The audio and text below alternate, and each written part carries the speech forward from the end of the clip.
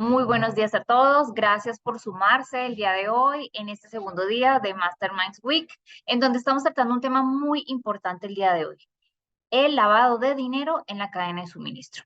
Ya saben que esta semana estamos hablando de diferentes temas asociados al cumplimiento de la cadena de suministro. Y para hablar del tema del lavado dentro de la cadena de suministro, tenemos tres grandes invitadas el día de hoy. En primer lugar, nos acompaña Leonilda de Panamá. Ella es abogada, posee un máster en Derecho Comercial, tiene una larga trayectoria profesional, se ha desempeñado como gerente de cumplimiento en bancos de licencia internacional de la Plaza Juez Ejecutor, es asesora de contrataciones públicas, asesora legal en la Superintendencia de Mercado de Valores y además está certificada por la FIBA AMLA como experta en prevención del blanqueo de capitales. Es expositora internacional en temas como prevención de blanqueo de capitales, gobierno corporativo y gestión del riesgo. Además, ella actualmente es socia y fundadora de la empresa Integra Advisory Management en Panamá. Muchas gracias, Leonilda, por haber aceptado nuestra invitación. Bienvenida. Y como segunda invitada desde Colombia tenemos a Lina Velázquez. Ella es máster en Política y Comunicación de la London School of Economics y profesional en Ciencia Política y Gobierno. Cuenta con 10 años de experiencia en sectores público y privado. Ha trabajado en la presidencia de la República de Colombia y actualmente hace parte del grupo Bancolombia. Ella tiene como responsabilidad el adelantar las estrategias para la gestión de los riesgos, ética, integridad, anticorrupción y cumplimiento en general, de cara a los colaboradores, a los proveedores, a los clientes y aliados de la institución. También ella se desempeña como docente en estos temas en la Universidad Externa de Colombia. Muchísimas gracias, Lina, por haber aceptado también la invitación el día de hoy. Y como tercera invitada tenemos a Vania Pérez. Ella es integrante del Comité de Participación Ciudadana del Sistema Nacional de Anticorrupción en México. Es licenciada en Ciencia Política y Administración Pública, maestra en Trabajo Social con enfoque en Desarrollo Humano y doctora en Ciencias Políticas y Sociales, todos por la Universidad Nacional Autónoma de México. Cuenta con más de 10 años de experiencia en temas relacionados con la ética, la integridad, la lucha contra la corrupción y el fortalecimiento del Estado de Derecho en México y Latinoamérica, con un enfoque específico en derechos humanos. Ha sido funcionaria de las Naciones Unidas, colaboró con el Programa de las Naciones Unidas en México y la coordinación del Programa Anticorrupción de la organización y como punto focal de la sociedad civil. Actualmente, como mencionaba, es integrante del Comité de Participación Ciudadana del Sistema Nacional de Anticorrupción de México y es profesora de la Universidad Nacional Autónoma de México. Bienvenida, Vania, y gracias a las tres por hacer parte de este panel en el que trataremos este tema tan relevante para que no perdamos competitividad las empresas en Latinoamérica por temas de malas prácticas asociadas al blanqueo de capitales. Muchísimas gracias y comencemos. Quiero preguntarles, ¿cómo ven el desafío de esas terceras partes que colaboran o trabajan para la organización, pero que no necesariamente están dentro? Por ejemplo, los servicios de limpieza, el soporte técnico, la seguridad e incluso, por ejemplo, las contrataciones que hablan en nuestro nombre, como por ejemplo la asesoría legal o la asesoría financiera. En esa línea también, digamos, dijéramos, del enfoque basado en riesgo, hemos determinado que hay unos proveedores que nos podrían, digamos, generar más riesgo. Por ejemplo, aquellos que interactúan frente a servidores públicos o entidades públicas, aquellos que ejercen, digamos, labores propias de cumplimiento. Entonces, hemos delegado una tarea específica de lavado de activos en un proveedor. Pues ese proveedor tiene que ser impoluto, o sea, le estamos dando un acceso a unas fuentes, no podría robarse la información. O, por ejemplo, proveedores que tratan datos personales. Eso también ha sido un riesgo, pues, muy importante para nosotros. Entonces, en ese enfoque basado en riesgo, hemos podido clasificar los proveedores y hacer, digamos, capacitaciones, sensibilizaciones y algunos controles, dijéramos, basados en el riesgo que ellos nos generan. Y para cerrar, simplemente una cosa. Tu pregunta, Ingrid, era de los que trabajan adentro, que por supuesto ejercen digamos, representan un riesgo muy importante para la organización por las razones ya expuestas. También quiero dejar en el ambiente un tema que me parece que puede sugerir, puede ser sugestivo, y es, a veces no tenemos que tenerlos adentro para que nos causen un impacto importante. Piensen, por ejemplo, en los call centers que utilizamos, ¿no? Esos servicios los tenemos tercerizados. Esas son personas que hablan en nombre nuestro. Para el usuario final es Bancolombia hablando, no es el call center hablando.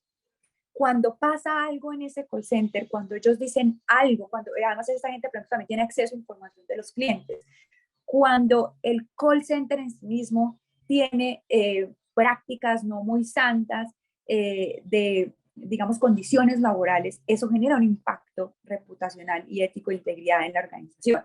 Entonces, simplemente ese último comentario sugestivo, Ingrid, para darle paso a Leonilda y a Van. Me encanta, sí, y aquí quería pasarle la estafeta a Leonilda, precisamente por esto que último que mencionas, Lina, de cuando tenemos estos terceros que hablan en nombre nuestro, ¿cierto? Que es una figura, digamos, cuando tenemos estas locaciones, como las representaciones, por ejemplo, de las operaciones tan fuertes que tiene Panamá, ¿cómo lo han manejado y cuáles serían tus recomendaciones al respecto para ilustrar un poco a los asistentes el día de hoy? Sí, gracias, Ingrid. Sí, de la mano de lo que va comentando Lina, sobre todo la parte de que te representen, yo pienso que es fundamental en el tema de los proveedores. Cuando alguien habla en tu nombre, eso crea una diferencia en cómo vas a contratar a esa persona. Y ahí hablamos, por ejemplo, del tema de los servicios legales.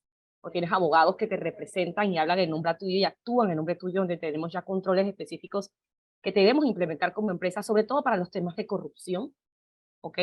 Y luego también tenemos aquellos que utilizamos para crear y generar más negocios, los brokers de negocios, que son fundamentales también, que cómo los vamos a seleccionar, cómo los vamos a contratar, ¿no?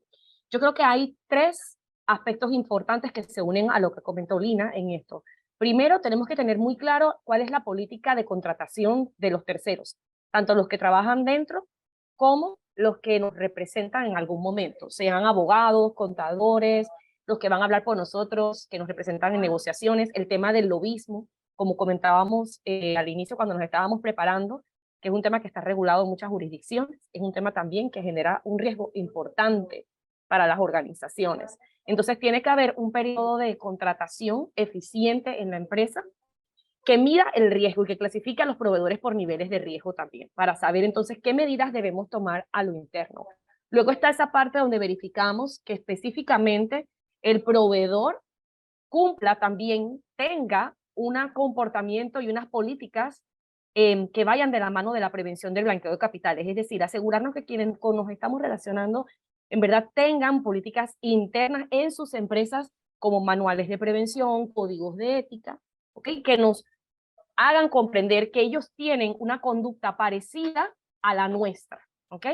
Que ellos tienen políticas establecidas parecidas a las que nosotros tenemos o que tienen ciertos controles que nos den tranquilidad de que sus empleados, por ejemplo, los que nos van luego a suministrar a nosotros, cumplen también en sus organizaciones unas políticas de comportamiento específico, ¿no? Y finalmente tiene que haber ese momento cuando ya están adentro donde los capacitamos y los adecuamos a que ellos cumplan con nuestras políticas de ética, con nuestras políticas de comportamiento. Si tú me dices herramientas para soportar y controlar ese comportamiento, desde mi perspectiva entra a jugar un valor importante el tener los canales de denuncia que permitan que tanto los internos como los externos digan que está sucediendo algo o puede haber algo que deba ser controlado. Y luego siempre va a ser muy valioso que nuestra fuerza interna de trabajo también se identifique en la responsabilidad que tiene si alguien de la masa interna refirió a ese proveedor, qué responsabilidad adquiere esta persona con ese proveedor por haberlo referido, cómo lo conoce. O sea, tener un due diligence de entrada y luego de manejo de la relación que sea muy eficiente. Así que yo cerraría esas tres cosas. ¿Cómo lo contrato? ¿Qué conductas tiene él que yo los valoro en la contratación y cómo lo adecuo a mi régimen interno de la empresa, de cuáles son mis valores y mis conductas y cómo lo voy a monitorear, ¿no? Excelente, Leonilda. Pues aquí quiero pedirle apoyo a Vania, justamente para unir un poco lo que nos decía en este momento Lina y Leonilda, porque si todo esto tiene, digamos, como común denominador, obviamente el tema de la corrupción, ¿cierto? Definitivamente también va amarrado a cómo implementar acciones, obviamente, que fomenten la integridad dentro de las organizaciones para que esto se prevenga. Entonces, me gustaría que tú nos comentaras como desde tu experiencia, ¿cierto? Lo que han gestionado, como unos puntos torales de cómo empezarlo a implementar o sensibilizar para generar ese cambio, Vania. Sí, gracias. Bueno, interesante lo que comentaba Lina y Leonilda antes que yo. Aquí ocurren dos, bueno, más de dos cosas importantes, pero quiero destacar uno, y es la condición y el conocimiento de la normativa que aplica a las empresas y que aplica a lo público. Y debe de existir primero corresponsabilidad para estos, para no solamente para la detección, sino para la investigación y sanción de lavado de dinero. Y la responsabilidad no solamente es de la empresa, no solamente cae en en la empresa, sino también en el sector público, porque si no, entonces tenemos una suerte de desconfianza en las instituciones. Nosotros no vemos que el sector público haga algo respecto a casos emblemáticos de corrupción, donde se incluye el lavado de dinero, y entonces lo que nosotros comenzamos a tener es desconfianza en esas instituciones. Entonces, primer ingrediente, la corresponsabilidad del sector público y del sector privado. Y también agregaría de la ciudadanía en reclamar y levantar la voz para que esto pues se vigorice. Siguiente, el conocimiento de la normativa aplicable, que ya lo mencionaba en el primer punto, pero mejor lo separo. La Convención de las Naciones Unidas contra la Corrupción incluye prevención del lavado de dinero, recuperación de activos. Y la GAFI, que es este grupo que está orientado a la acción, bueno, es el Grupo de Acción Financiera Internacional, y lo que hace GAFI es poner las directrices que debería de cumplir cada uno de los países respecto a esta materia. En eso abona el sector público y el sector privado. Entonces, es muy importante que hacia el interior de la empresa se sepa qué nos toca y se sepa por qué nos toca. Entonces, creo que sobre todo los que nos gusta este tema y los que hemos estado en este tema, caemos en un error. Y ese error es de, pues claro, todos saben que es ética, integridad, compliance, anticorrupción. Y debemos de partir que no, que nadie lo sabe, y tenemos que ir por el mundo y en nuestro ejercicio cotidiano de labores, generando un lenguaje muy adecuado para que las personas entiendan de qué es lo que estamos hablando, primero. Dos, ¿cómo es que la empresa puede caer en este riesgo y que una vez cumplido este riesgo, cómo vamos a generar planes de mitigación para solventarlo? ¿Y cómo es que vamos a asegurar la no repetición de este tema? Tercer elemento importante que me gustaría además dejar aquí. Es muy importante la recuperación de los activos. No solamente es ver dónde hay lavado de dinero y que yo no haga negocio con esa persona, sino además la responsabilidad que tenemos referente al primer punto que les decía sobre en la cadena de suministro. Cuando tú haces esta debida diligencia, te das cuenta que hay ahí algún socio sospechoso, o te das cuenta que hay un socio que está lavando dinero, y tú deberías de denunciar. Uno de los mecanismos que se necesitan es la protección a los denunciantes. En la mayoría de la región no hay. En Panamá sé que lo hay, sé que hay normativa respecto a esto, no sé qué tan eficientemente funcione, sin embargo, creo que eso avanza, ¿no? Eso te da un poco de certidumbre como ciudadano o como dueño de una empresa o como el encargado de la cadena de suministro o el encargado del compliance en la empresa, te da protección respecto a lo que vas a hacer. Entonces, regresar además estos activos a donde pertenecen o llevarlos al sector público en beneficio de la población, me parece que es el beneficio, debería de ser el beneficio último, más allá de que lo podamos ver, porque es tan fácil como decir, bueno, ese vendedor de jugos o vendedora de jugos del que les hablaba en un principio, pues deja de comprarle tapas a esa persona o deja de comprarle naranjas y se acabó y entonces un negocio está limpio. Pero creo que en la ética y en la integridad tenemos una responsabilidad más, y es qué hacemos para cambiar esa situación y asegurar que nuestro país, que nuestra región y que el mundo pueda asegurar que no se va a repetir esa actividad, pero además que se va a recuperar el dinero. Entonces, también ahí tendría la ciudadanía un papel muy activo. Nosotros el papel que tenemos como Comité de Participación Ciudadana, que somos vigilantes de que funcione el Sistema Nacional Anticorrupción, pues es eso, ¿no? Señalar lo que está pasando. Y por último, quisiera decir, Ingrid, sobre lo que decías, eso también es reputacional. Yo ya no me iría solo por el tema reputacional, porque entonces tenemos HSBC que ha lavado miles y miles de millones de dólares en el mundo. Por ejemplo, en nuestro país, bueno, lavaba dinero de nuestro país proveniente del cártel de Sinaloa y las cortes le pusieron multas multimillonarias, estratosféricas. Y entonces dijo HSBC, ay, sí, que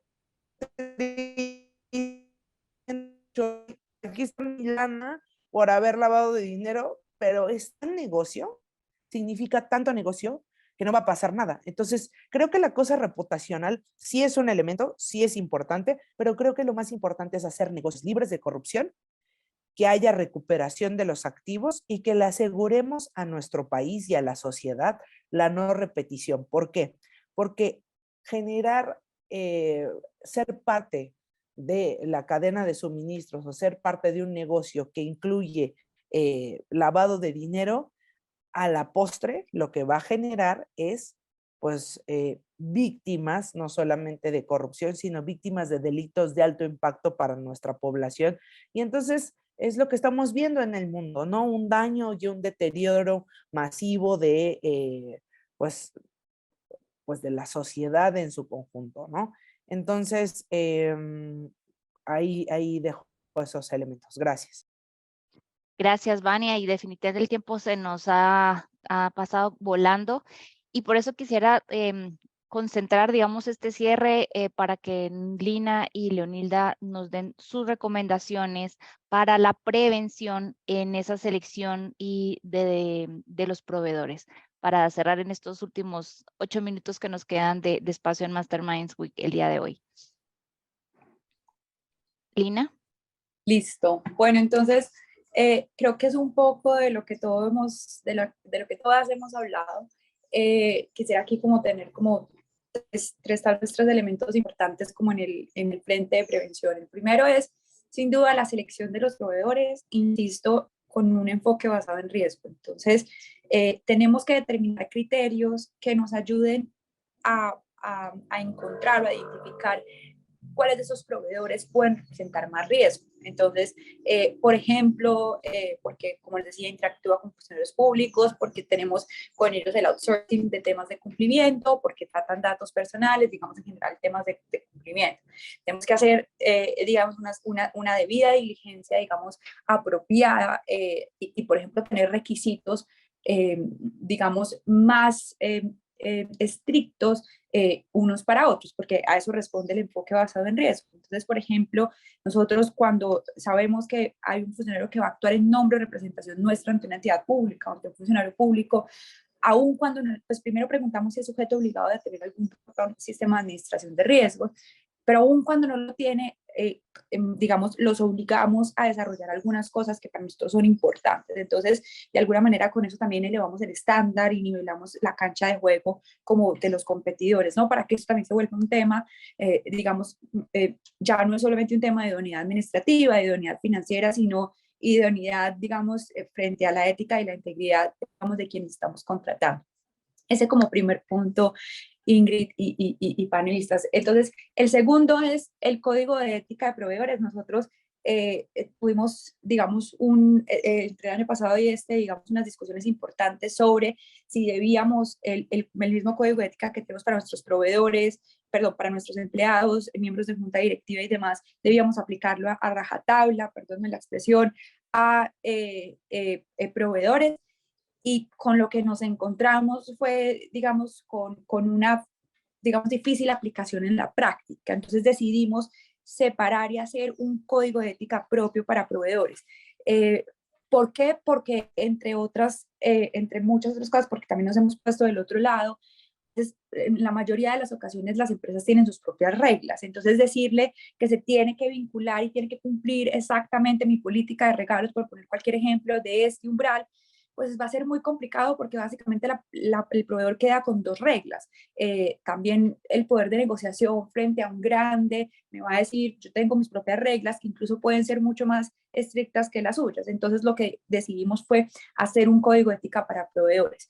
Lo que hablaba por último, la sensibilización de los temas estratégicos, digamos, de los proveedores estratégicos y críticos, aunque son considerados de riesgo alto, allá vamos con digamos, a todos enviamos como campañas masivas, pero a estos vamos de manera presencial, digamos, o sincrónica, y digamos, son capacitados por nuestros vicepresidentes o directores. Entonces, hemos, digamos, también trabajado en ese sentido. Ahora, hay una cosa que sé que no vamos a tener tiempo de discutir, pero creo que es importante para generar también como provocación en nuestra audiencia, y es, también hemos empezado a pensar que es un reto muy importante, y es los planes de continuidad del negocio, y es cuando estas personas cometen, digamos, encontramos que cometieron una conducta irregular, que pudiéramos terminarles el contrato, pues no es tan fácil, digamos, desde el punto de vista de la continuidad del negocio, ir a terminar una contratación, porque básicamente puede caerse la operación del negocio. Y entonces hay que balancear también los riesgos. Entonces, como pensar, por ejemplo, en periodos de cura, en planes de remediación y demás, para poder lograr no perder la continuidad del negocio, pero también exigirle a esa otra contraparte que pueda demostrar que está haciendo algo. Al final del día, lo que importa es que esas personas se puedan reinventar un poco. Con esto, pues, terminaría. Muchísimas gracias, Lina. Súper valioso cada punto. Leonilda, ¿cómo lo complementamos para que se lleve muchísimo nuestro público? Sí, yo creo que Lina pues abarcó todos los puntos que son esenciales. Yo quiero transmitir cerrando que en la medida en que nosotros como empresas que hagamos negocios responsables, que hacemos negocios responsables, debemos, uno, tener códigos de ética y de selección de proveedores claros, con normas claras. Tenemos que partir de un elemento en donde sensibilizamos muy bien cuáles son aquellos proveedores que me producen más riesgo y qué controles yo voy a llevar hacia esos proveedores, y luego cuál será el riesgo, el control general que voy a ejecutar hacia el resto de la planta de proveedores que quizás no me proporcionan el mismo riesgo de blanqueo de capitales, ¿no? Y luego de esto, pues tener una forma de motivarlos es precisamente preguntarles por sus propios códigos de ética, ¿no? Entender sus políticas de manejo de ética y de prevención de blanqueo de capitales, y decirles que para hacer negocios con nosotros es valioso que ellos tengan sus propias políticas para poder contratarlos. Queremos entender cómo ellos controlan ese riesgo, y creo que eso funciona también como un mecanismo para ayudarlos a crecer, y que tengamos un ambiente entre todos en donde decimos, bueno, con estas personas son las que vamos a hacer negocios, y entonces todos vengan y empiecen a cumplir estos controles para poder generar como esa sinergia entre todos. Esta es la nueva cultura de negocios en la que se quiere mover nuestra región, nuestro país, y es importante que todos, pues como decimos alegremente, nos subamos al mismo tren, ¿no? De que todos vamos hacia allá. Y luego, finalmente, cuando uno establece quiénes son sus proveedores de riesgo, cómo los voy a controlar, llegar al punto en donde decimos cómo le doy seguimiento a esa relación, e incluso tener los contratos que nos permitan terminar esas relaciones, de llegar a un punto donde se dan eventos que no podemos controlar o mitigar. Como bien dice Lina, hay eventos que quizás le suceden a nuestros proveedores y son capaces de demostrarnos cómo los están enfrentando, cómo los están mitigando, y no nos llevan necesariamente a terminar la relación, pero sí tenemos que tener en nuestros contratos la claridad que les haga a ellos entender que somos serios en nuestras contrataciones y que pueden suceder eventos que no vamos a poder permitir y que van a llevar a terminar esa relación, ¿no? Así que esos son mis aportes finales, y gracias por la invitación y por compartir en este panel con ustedes hoy. Muchísimas gracias a todas. Yo sé que el tiempo voló. Voy a hacer una acotación rápida de uno de nuestros participantes. Dice, los principales riesgos se dan en la contratación de servicios porque en las empresas sin cultura esto se hacen en cada área que lo necesita y no se centraliza en compra y mucho menos se hace un proceso transparente de cotización y selección. Les decía cómo proveer ese cambio en la cultura.